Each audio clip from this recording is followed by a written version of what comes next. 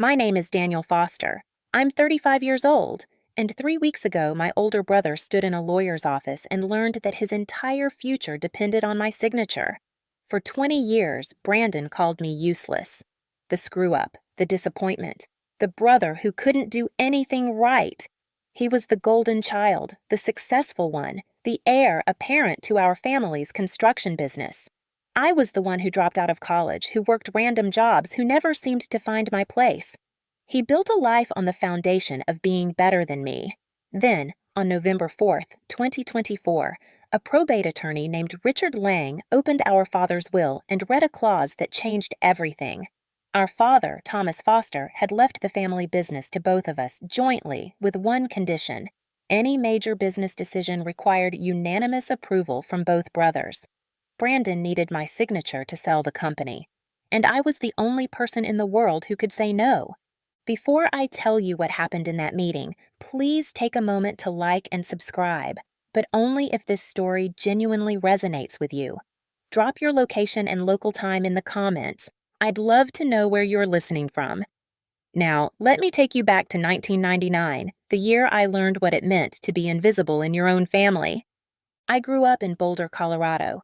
Our father, Thomas Foster, owned Foster Construction Company, a mid-sized firm specializing in commercial buildings. He built schools, office complexes, shopping centers.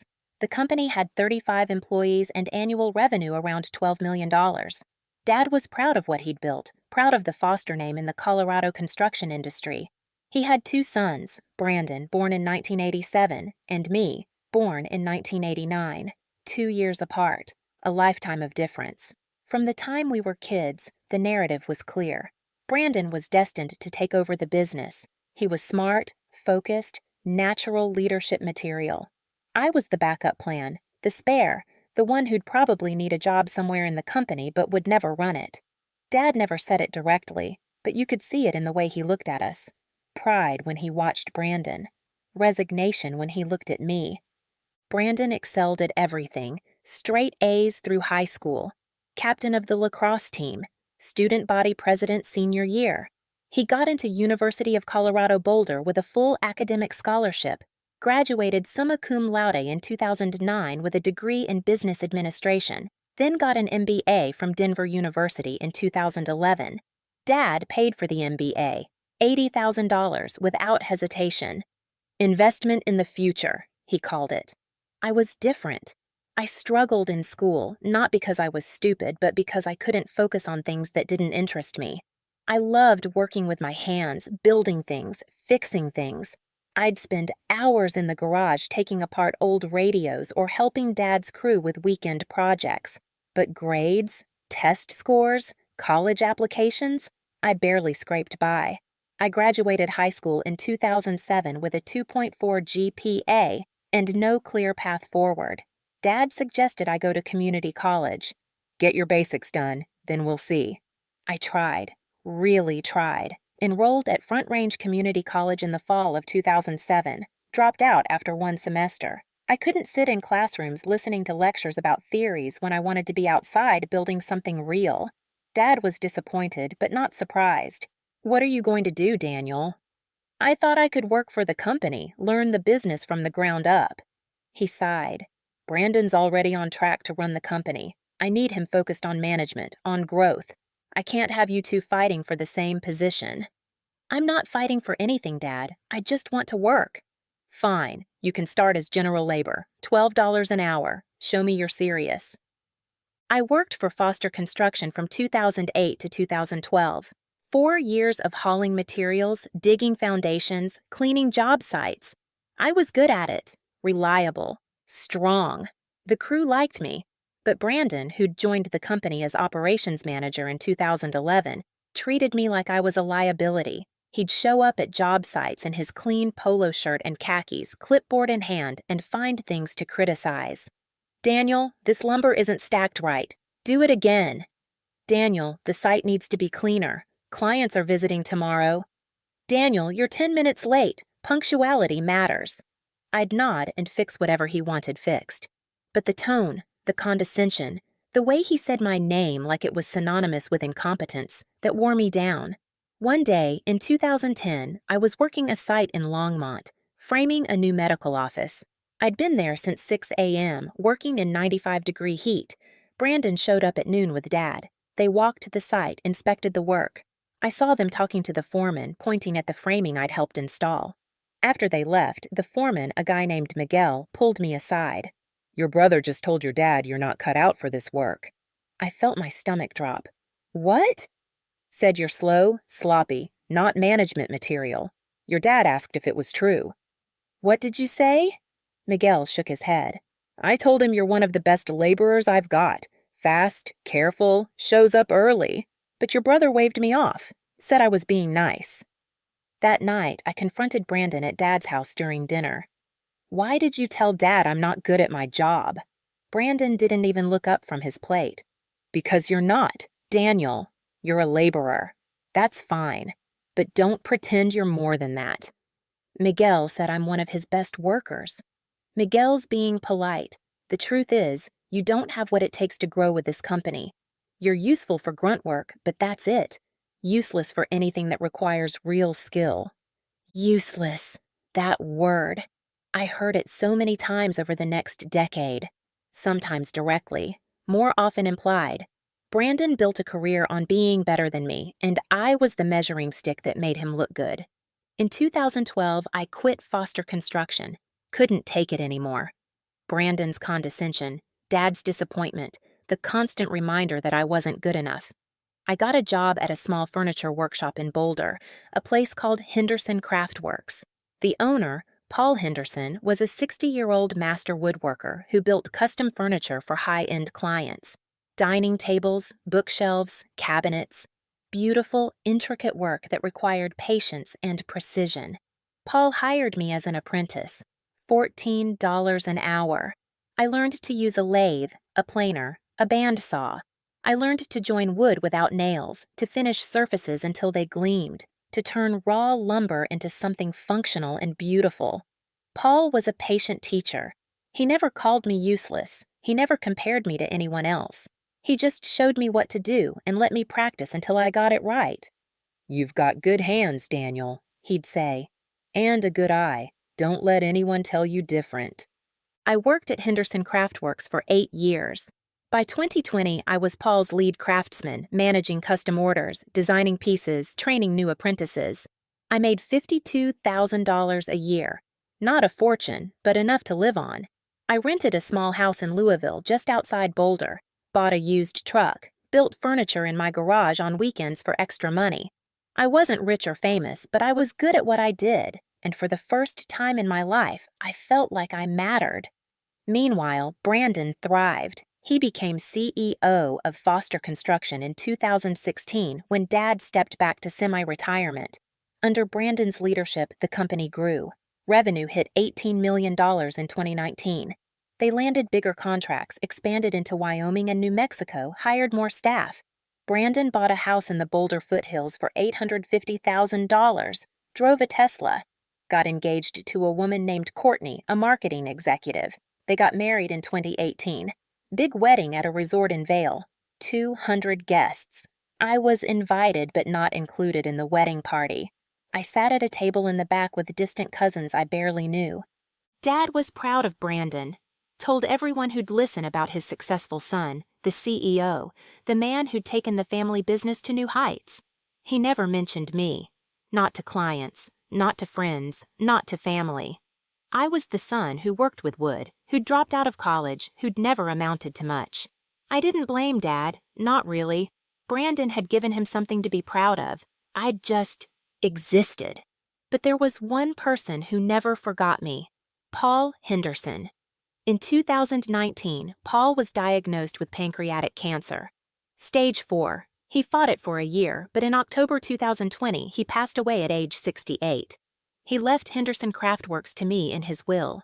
The workshop, the tools, the client list, everything. "You earned this, Daniel," the will said. "You turned raw talent into mastery. Keep building beautiful things." I inherited a small business worth maybe $120,000 in assets, but to me, it was priceless. It was proof that I wasn't useless, that someone had seen value in me. I ran Henderson Craftworks for the next 4 years, built the client base, expanded the product line, hired 2 apprentices of my own. By 2024, the business was doing $180,000 in annual revenue. I wasn't getting rich, but I was stable, respected, proud of my work. I stopped going to family dinners, stopped trying to prove myself to Dad or Brandon. I built my own life, separate from theirs. And then, on October 15th, 2024, my father died. Heart attack, sudden and massive. He was 71 years old. Brandon called me at 6 a.m. Dad's gone, Daniel. Heart attack during the night. He didn't make it. I sat on the edge of my bed, numb. When's the funeral? Saturday. I'll send you the details. He hung up. No, I'm sorry. No, are you okay? Just logistics. The funeral was small, maybe 50 people. Business associates, old friends, a few relatives. I sat in the back. Brandon gave the eulogy, talking about Dad's vision, his work ethic, his legacy. He didn't mention me once. After the service, Brandon pulled me aside. We need to meet with Dad's lawyer next week, estate stuff. Okay. I'm sure it's straightforward. The business goes to me. There might be something small for you. Just show up and sign whatever needs signing. I nodded. I wasn't expecting anything. Dad had made it clear over the years that Brandon was the heir. I was just the spare. The reading was scheduled for November 4th, 2024, at the law offices of Richard Lang in downtown Boulder. I showed up in jeans and a button-down shirt. Brandon wore a suit. We sat across from Richard, a man in his 60s with silver hair and a calm, professional demeanor. Richard opened a folder. Gentlemen, thank you for coming. I'll read the relevant portions of Thomas Foster's will. And that's when everything changed. Let me show you what 20 years of being called useless looks like. It's not just words.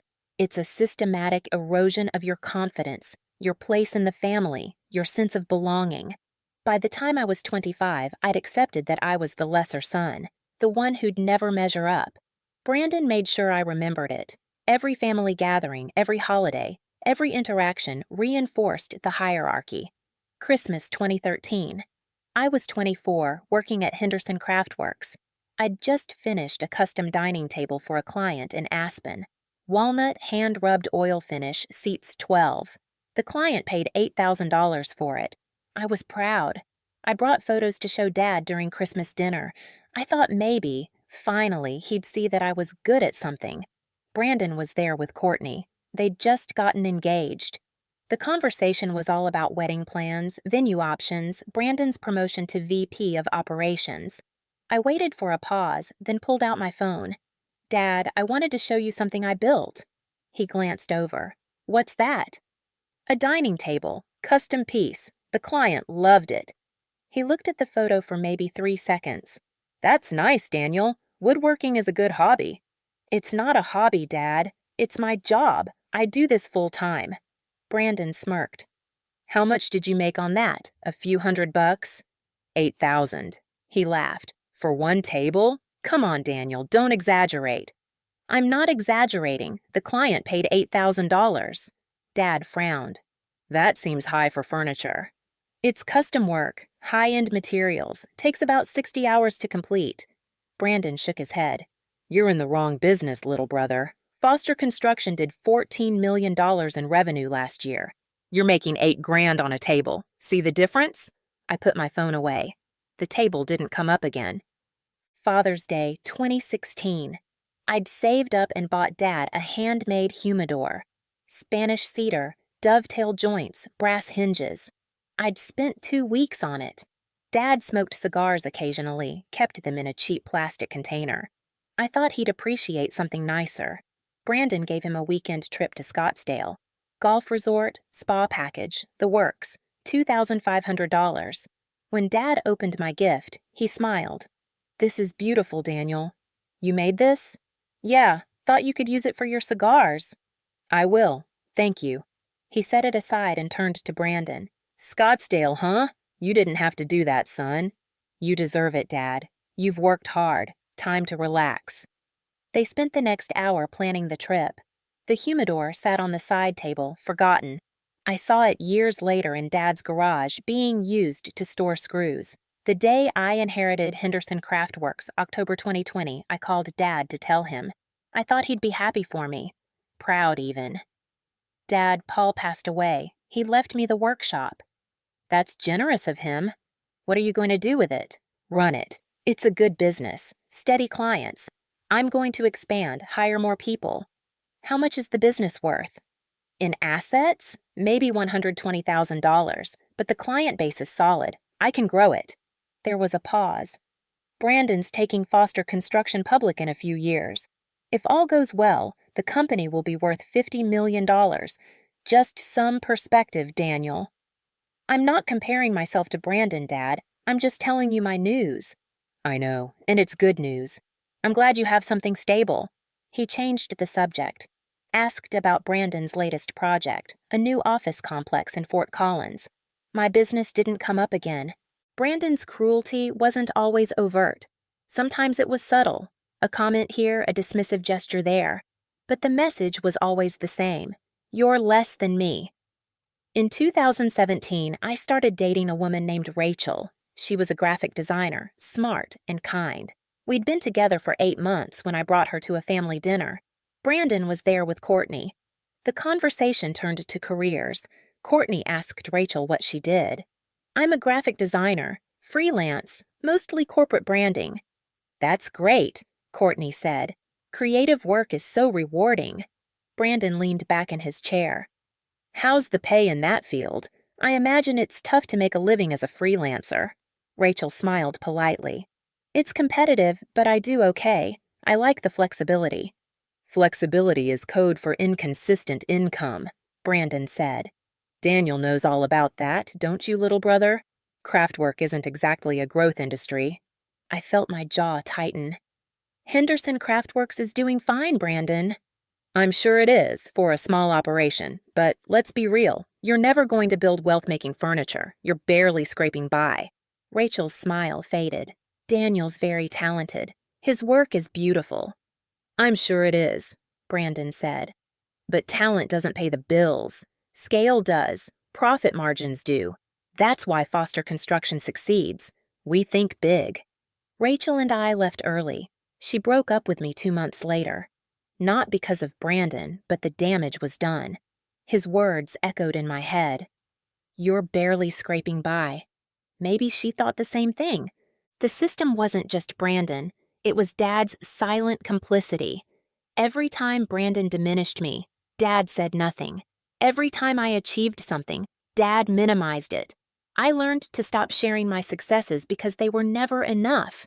In 2019, I landed a contract to build custom cabinetry for a new restaurant in Denver. $35,000 job. Biggest contract I'd ever had. I mentioned it during a phone call with Dad. That's great, son. Henderson's doing well? Yeah, this is a big step for the business. Good. Listen, I wanted to tell you that Brandon just closed a deal for a $4 million project in Cheyenne. 3-building office park. He's really taking the company to the next level. That's great, Dad. I'm proud of him. He's building a real legacy. I hung up and stared at the wall. My $35,000 contract felt insignificant. Brandon was building a legacy. I was just making furniture. By 2024, I'd stopped trying to compete, stopped measuring myself against Brandon. I ran my business, built my furniture, lived my life. I was good at what I did. My clients were happy. My apprentices respected me. I didn't need Dad's approval or Brandon's validation, or so I told myself.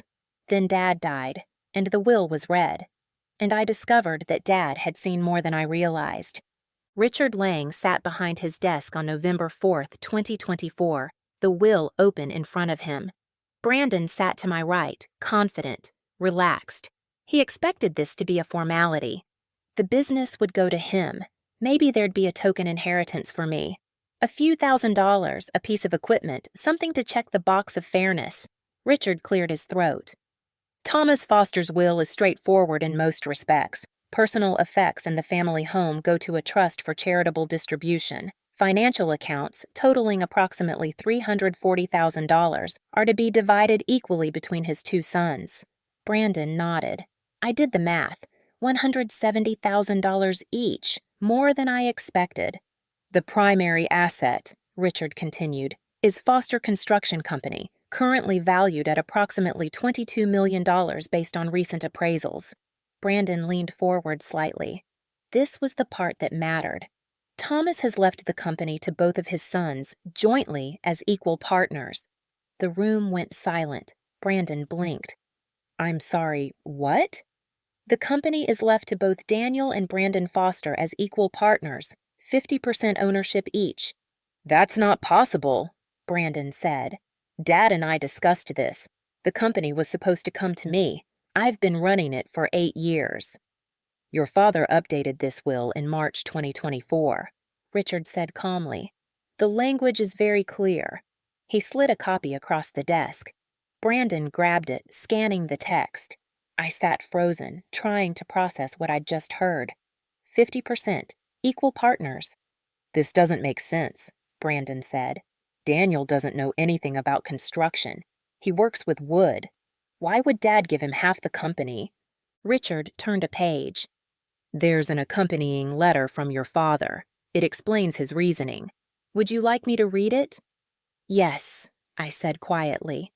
Richard pulled out a handwritten letter, my father's familiar scrawl covering 2 pages. He began to read. To my sons, Brandon and Daniel. If you're reading this, I'm gone. I know this inheritance may come as a surprise, particularly to Brandon, who has dedicated his career to Foster Construction and expected to inherit it outright. Let me explain my decision. Brandon, you are a brilliant businessman. You've grown the company beyond what I ever imagined.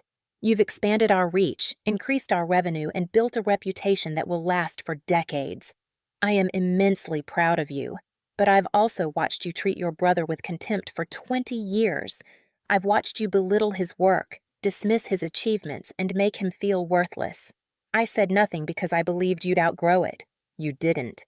Daniel, you are not the son I expected you to be. You didn't go to college. You didn't join the business. You didn't follow the path I envisioned. For years, I thought that made you a failure. I was wrong. You found something you love and became exceptional at it. You built a business from nothing. You earned the respect of a master craftsman who trusted you with his legacy. You did all of this without my support, without my approval, without my help. That takes a kind of strength Brandon has never needed. Richard paused, letting the words settle. Brandon's face was pale. I could barely breathe. Richard continued, I'm leaving the company to both of you because I want you to work together. Brandon, you need Daniel's perspective. You need someone who will challenge you, who won't be steamrolled by your ambition.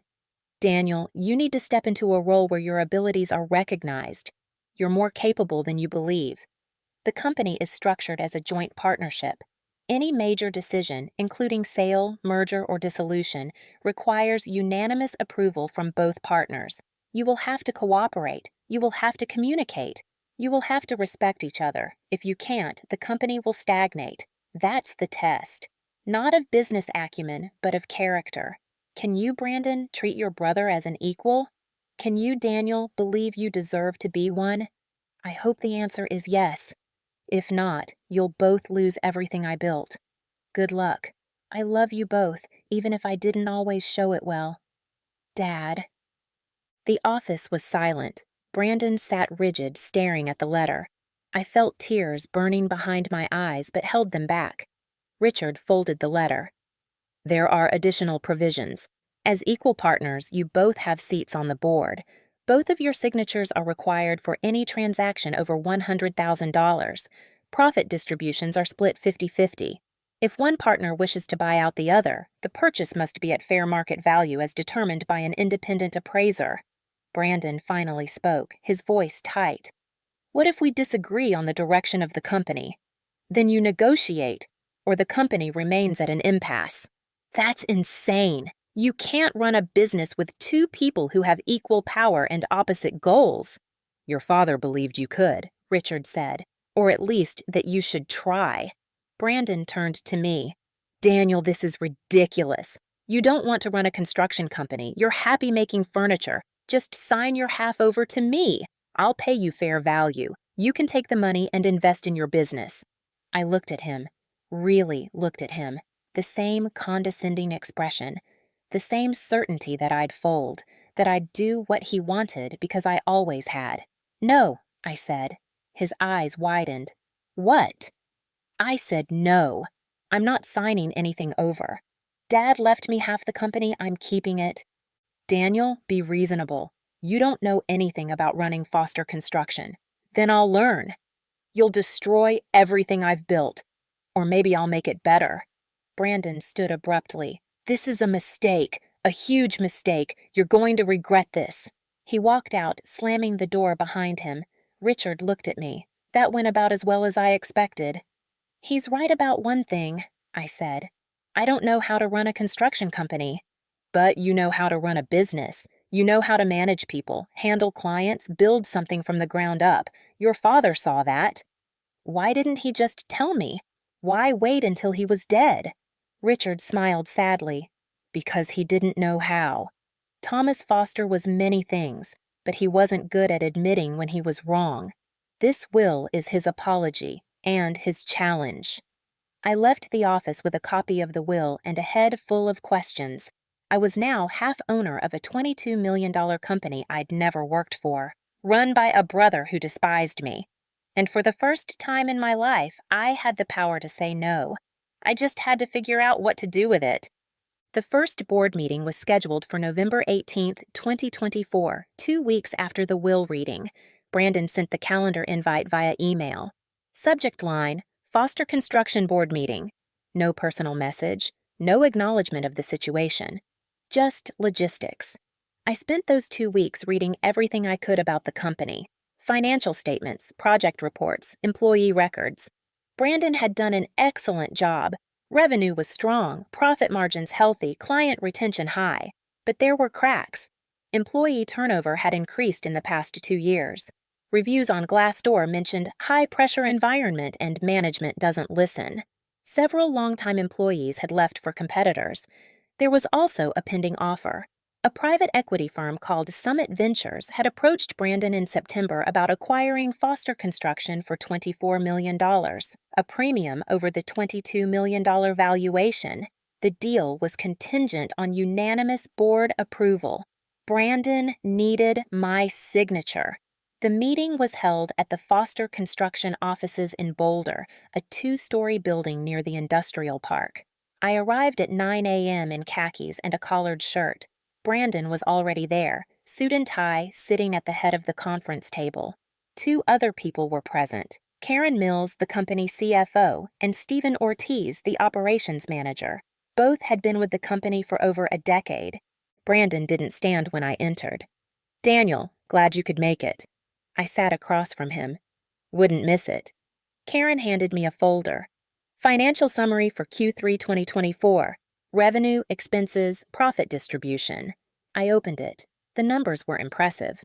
$4.8 million in revenue for the quarter, $720,000 in net profit.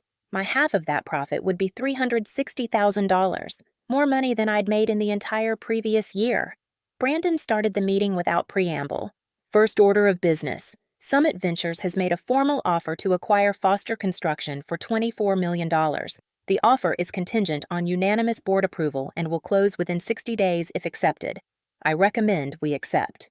He slid a document across the table. "This is the offer letter. I need your signature to proceed." I read the letter carefully. Summit Ventures was offering $24 million cash, payable at closing. After taxes and fees, Brandon and I would each walk away with roughly $10.5 million. It was life-changing money. I set the letter down. "Why do you want to sell?" Brandon frowned. "Why wouldn't I? It's an excellent offer. We're getting a premium over valuation. It's the smart move." "But you've spent the last 8 years building this company. Why walk away now?"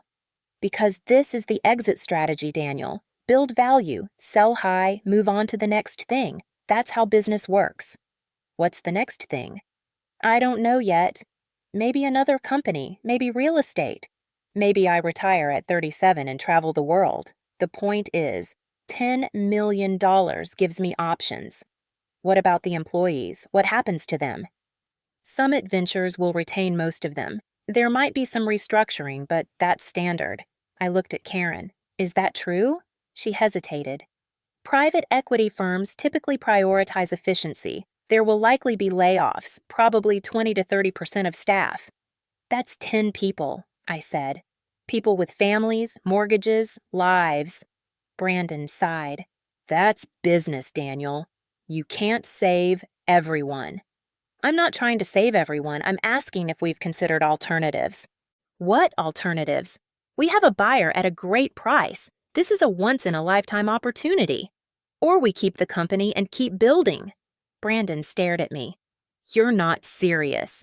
Why not? The company's profitable. We're growing. Employees depend on us. Why sell? Because you don't know what you're doing. You've spent the last 12 years making furniture. You have no experience in construction, no understanding of the industry, no vision for growth. If you refuse this sale, you're sabotaging both of us. I'm not sabotaging anything. I'm asking questions. Questions that show your ignorance. Stephen, the operations manager, cleared his throat. If I may, there's another consideration. Foster Construction has a reputation built over 40 years. If we sell to a private equity firm, that reputation might change. Clients trust the Foster name. Employees take pride in it. That's worth something. Brandon shot him a look. We're not running a charity, Stephen. We're running a business. A family business, I said. Dad didn't build this just to make money. He built it to create something lasting, something that mattered. Dad's dead, Brandon said flatly. And I've been running this company for 8 years without your input. I'm not going to let you derail the best opportunity we've ever had. You need my signature, I said. That means I get a say. You get a veto. That's not the same thing as having a say. You don't understand the complexities here, Daniel. You don't understand deal structures, market timing, valuation multiples. All you understand is sawdust and sandpaper. I stood. I'm not signing, not yet. I need more time to understand the company, the offer, the alternatives. We'll revisit this in 60 days. Brandon's face flushed red. You're making a massive mistake. Maybe, but it's my mistake to make. I walked out. Behind me, I heard Brandon slam his hand on the table. Over the next month, I immersed myself in Foster Construction. I visited job sites, talked to foremen, met with clients. I reviewed contracts, studied project timelines, analyzed profit margins. I wasn't trying to prove I could run the company. I was trying to understand what it was, what it meant to the people who worked there. What I found surprised me. The employees were proud of Foster Construction. They talked about the company like it was part of their identity. I've been here 15 years, one foreman told me. I've built schools, hospitals, places that matter. If Summit Ventures buys us, that changes. They'll squeeze margins, cut corners, turn us into just another contractor. What if we didn't sell? I asked. He looked at me carefully. You serious? I don't know yet, but I'm asking. If you're serious, you've got my support. A lot of us would rather stay independent. I had similar conversations with a dozen employees. The message was consistent. They didn't want to be sold. They wanted Foster Construction to stay Foster Construction. I also talked to clients. A school district superintendent told me, "We've worked with Foster for 20 years. We trust you. If the ownership changes, we'll have to reconsider future contracts." A hospital administrator said the same thing. The Foster name carried weight. It meant quality, reliability, integrity. Selling to private equity risked all of that. By mid-December, I'd made my decision. On December 18th, 2024, I sent Brandon an email. I'm not signing the Summit Ventures deal. I believe we can do better by staying independent, investing in the employees, and building long-term value. If you disagree, we can discuss alternatives, but I won't approve a sale that sacrifices the people and reputation Dad spent 40 years building. Brandon replied within an hour. You're a fool, Daniel. You're throwing away millions because of some misguided loyalty to people who don't matter. This is exactly why Dad should never have left you half the company. You're useless. I read the email twice, then I archived it and got back to work. The showdown happened on January 10th, 2025, at a special board meeting Brandon called to force a vote on the Summit Ventures deal. He'd spent the previous month trying to change my mind, first through reason, then through pressure, finally through outright hostility. None of it worked. The meeting was tense from the start. Brandon sat at the head of the table, flanked by Karen and Stephen. I sat across from him, alone. Brandon opened a folder. I've invited a representative from Summit Ventures to present their final offer. They've increased the purchase price to $25.5 million to address Daniel's concerns about employee retention. This is their best and final offer. It expires in 72 hours. A man in his 40s entered the room, expensive suit, confident handshake. I'm Marcus Webb, managing partner at Summit Ventures. Thank you for having me. He launched into a presentation, slides, graphs, projections. Summit Ventures would invest $3 million in modernizing equipment, streamline operations to increase margins by 15%, and retain core personnel while eliminating redundancies. What does eliminating redundancies mean? I asked. Marcus smiled. We'll conduct a comprehensive workforce analysis and right-size the team to optimize efficiency. How many people will lose their jobs? It's premature to specify exact numbers, but our models suggest 20 to 25% reduction in headcount over the first 18 months. That's 8 to 10 people. Correct. But the remaining employees will benefit from higher productivity and better compensation structures. Will they, though? Or will they just be working harder for the same pay? Marcus's smile tightened. Mr. Foster, these are standard practices in private equity acquisitions. The goal is to maximize value for all stakeholders. Except the people you fire. Brandon cut in. Daniel, this is exactly the kind of naive thinking that proves you don't belong in this room. Businesses make hard decisions. That's reality. Maybe, but I'm still not signing. Marcus glanced at Brandon, then back at me. Mr. Foster, with all due respect, you're leaving $11 million on the table. For what? Sentiment? For people. For reputation. For the belief that a business can be profitable without being ruthless. Marcus closed his laptop. I think we're done here. Brandon, if the situation changes, let us know. Otherwise, the offer expires Monday at 5 p.m. He left. The room was silent. Brandon stared at me, his expression a mix of fury and disbelief. You just cost us $11 million each. I cost us a bad deal, I said. There are other options. Like what? You've been here 3 months, Daniel. 3 months. I've been here 8 years. I know this industry. I know what opportunities look like. And you just tanked the best one we'll ever get. Then we'll create a better one. How? With your vast experience in commercial construction? With your deep understanding of market dynamics? With the people who actually do the work, the foremen, the crews, the project managers. They know this business better than any private equity firm. Brandon laughed bitterly. You're delusional. You think you can run this company by committee? By asking everyone's opinion and holding hands? I think I can run it by respecting the people who make it work. Karen spoke quietly. Brandon, there might be something to what Daniel's saying. Employee morale has been declining. If we invest in the team instead of selling, we could actually grow faster. Brandon turned to her. Don't tell me you're siding with him. I'm not siding with anyone. I'm looking at the data. Turnover is expensive. Losing experienced people costs us time and money. If Daniel's approach improves retention, it's worth considering. Stephen nodded. The crews have been asking about the sale. They're worried. If we tell them we're staying independent, committing to them, morale will improve. That translates to better productivity. Brandon stood abruptly. This is insane. You're all insane. I've spent 8 years building this company into something valuable, and now you want to turn it into some kind of socialist experiment? I want to turn it into a company people are proud to work for, I said, like Dad did. Dad's dead. His way of doing business is outdated. Growth requires efficiency. Efficiency requires hard choices. You can't build a $50 million company by worrying about everyone's feelings. Maybe not, but you also can't build a legacy by treating people like disposable assets. Brandon grabbed his jacket. Fine. You want to run the company? Run it. But when this fails, when we're losing money and clients are leaving and employees are quitting because your feel-good management doesn't work in the real world, don't come crying to me. I won't, I said.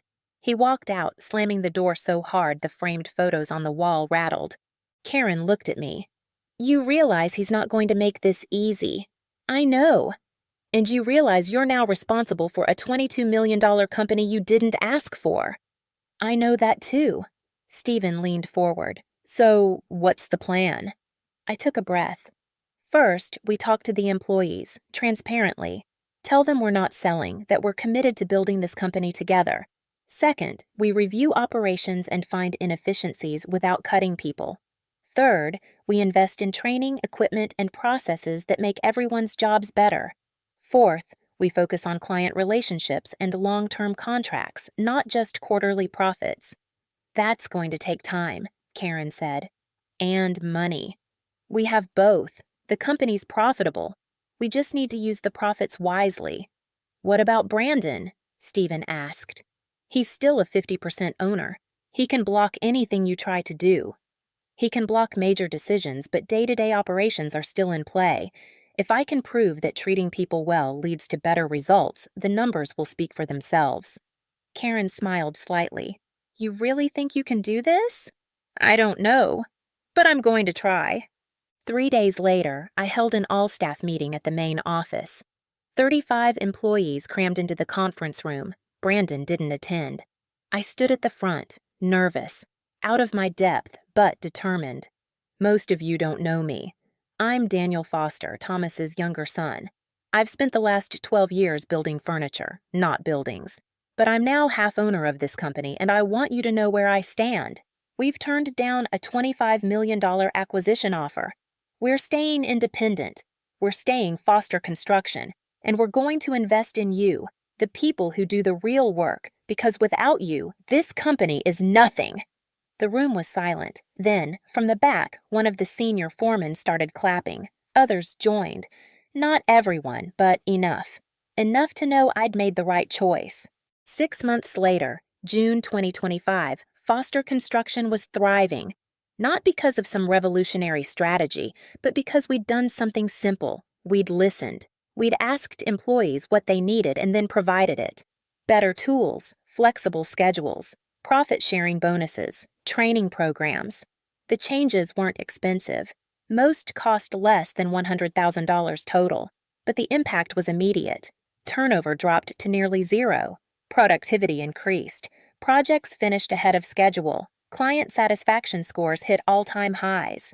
By June, revenue was up 12% compared to the same period the previous year. We'd landed 2 major contracts, including a $6 million school expansion in Fort Collins. The profit margins were slightly lower than Brandon's aggressive targets, but the business was stable, sustainable, and growing. Karen presented the Q2 financials at a board meeting in late June. We're on track to hit $20 million in revenue this year, with net profit around $3 million. If we maintain this trajectory, the company will be worth $28 million within 2 years. I looked at Brandon. He'd been mostly silent since January, attending meetings but offering little input. He looked at the numbers, then at me. You got lucky, he said. Maybe, I admitted. Or maybe treating people well is good business. The real test will be when you hit a rough patch, when a project goes over budget, or a client refuses to pay, or you have to make actual hard decisions. I'll make them, but I'll make them with the team, not to the team. Brandon stood. I'm selling my half. The room went quiet. What? I said. I'm done. You've proven you can run the company your way. Fine, but I don't want to be part of it.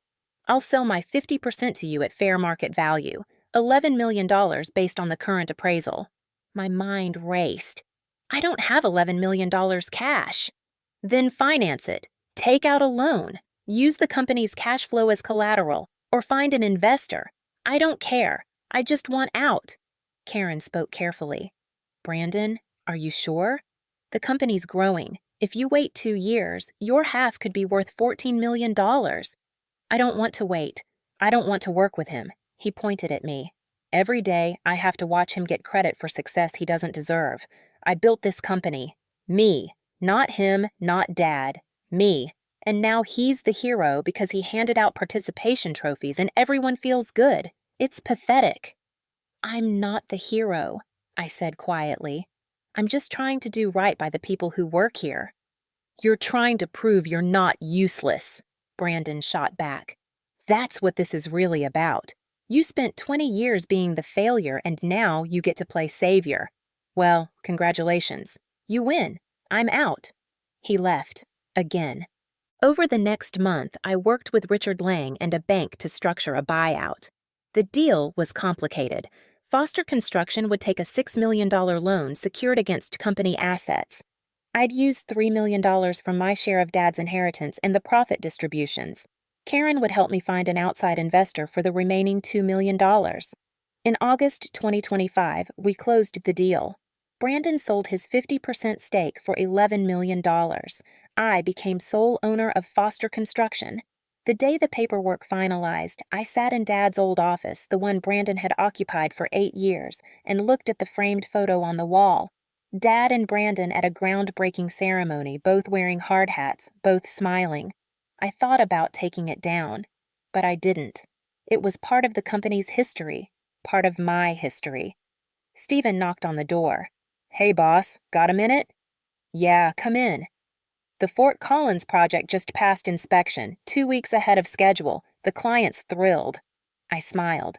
"That's great. Tell the crew they're getting a bonus." "Already did. They wanted me to say thanks." "I should be thanking them. They're the reason this works." Stephen hesitated. "Can I ask you something? What made you fight for this? You could have taken the $11 million and walked away. Why stay?" I thought about it. Because for 20 years, people told me I was useless, and I started to believe it. But Dad left me this company because he saw something I didn't. He saw that I could build things, lead people, create something meaningful. I couldn't walk away from that, not without trying. Paul Henderson's workshop, the one he'd left me, was still running. I'd promoted one of my apprentices, a young woman named Lisa, to lead craftsman. She managed the day-to-day operations while I focused on Foster Construction. In September, Lisa called me. "Daniel, we just landed a contract to furnish an entire boutique hotel in Denver. 40 custom pieces. It's a $200,000 job." I laughed. "That's amazing, Lisa. Can you handle it?" "With the team we have? Absolutely. Just wanted you to know. This business you built, it's thriving." I thought about the 2 businesses I now owned. Henderson Craftworks, worth maybe $300,000. Foster Construction, worth $22 million. 2 completely different scales, 2 completely different worlds, but both built on the same principle. Respect the people who do the work. Brandon moved to California. I heard through mutual acquaintances that he'd invested his buyout money in a tech startup. I didn't reach out, didn't congratulate him, didn't try to mend the relationship. Some bridges, once burned, can't be rebuilt, and I was okay with that. In December 2025, I received a letter. No return address. Inside, a single page, handwritten. "Daniel, I was wrong about you. I spent 20 years calling you useless because it made me feel important, because if you were the failure, I was the success. I needed you to be less so I could be more. Dad saw through that. He knew you didn't need to be better than me. You just needed to be yourself. I couldn't accept that. I still can't, but I wanted you to know. You were never useless. I just needed to believe you were. Good luck with the company. You'll do better with it than I ever did. Brandon." I read the letter twice, put it in a drawer in my desk. Maybe one day I'd respond, but not yet. The wound was still too fresh. For now, I had a company to run, employees to support, clients to serve, furniture to build, a life to live. I was 35 years old, sole owner of a $22 million construction company, and for the first time in my life, I wasn't trying to prove I wasn't useless. I just was, capable, competent, enough. So that's my story. 20 years of being called useless, a father who saw more than I knew, and a brother who needed my signature to move forward. If you take anything from this, let it be this. The people who diminish you are often protecting themselves from their own insecurity. Their words say more about them than about you. My brother called me useless because it made him feel valuable. My father left me half a company because he knew I could handle it, even when I didn't believe it myself. And when the moment came, When I had the power to say no, I did.